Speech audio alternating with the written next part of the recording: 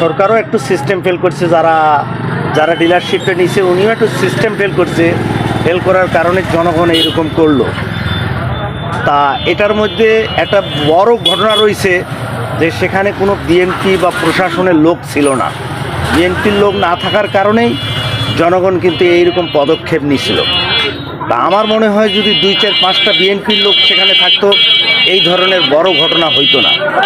আমার মনে হয় বিএনপিরা দেখছে যে আমরা তো সব জায়গায় আপোষ করে দিচ্ছি, আপোষ করতেছি সব জায়গায়, কিন্তু আমাদেরকে ওরা আরও মিথ্যা অপবাদ দিয়ে বলে কি যে এখানে সন্ত্রাস করি। এই জন্যই এখানে মনে হয় বিএনপির কোনো লোক এই ইয়াতে ছিল না। তো যখনই বিএনপিরা যেখানেই আপোষ করে দেয় সেটাকেই মোটিভেশন করে ওরা বিরোধী দল বা অন্য অন্য কিছু লোক বলে কি যে সেখানে ওরা চাঁদা করতেছে। তা আজকে যে ঘটনাটা ঘটেছে এটা দুঃখজনক। সিস্টেম ফেল হওয়ার কারণেই এই ঘটনাটা ঘটছে। সামনে যাতে আর এই ধরনের কোনো ঘটনা না ঘটে আপনারা সবাই অ্যালার্ট থাকবেন, যারা ডিলারশিপ তারাও অ্যালার্ট থাকবেন যে বৃহত্তম জনগণ একসাথে নেওয়া যাবে না। অল্প অল্প জনগণকে কীভাবে বুঝ দেওয়া যায়, সার দেওয়া যায় এই সিস্টেম করে, এই বলি আমি কথা শেষ করলাম। আসসালামু আলাইকুম।